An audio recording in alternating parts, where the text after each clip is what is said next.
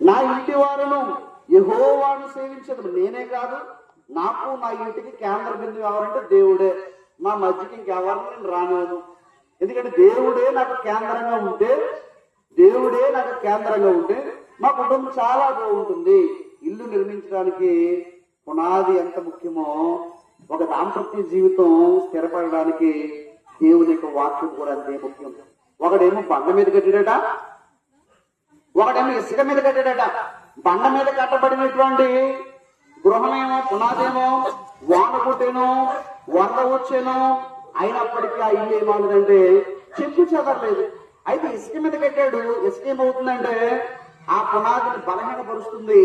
పునాదులు బీటలు వాలినప్పుడు ఎంత ఎత్తు భవంతి అయినా సరే కూలిపోయేటువంటి అవకాశం ఉంటుంది. అప్పుడు అబ్రహాం గురించి దేవుని వాక్యం ఈ విధంగా తెలియజేస్తున్నట్లు గ్రహించవచ్చు.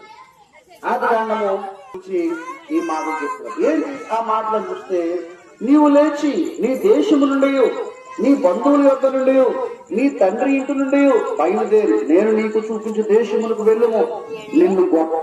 యెహోషువ గ్రంథం 24వ అధ్యాయము 15వ వచనాన్ని మనం చూసినప్పుడు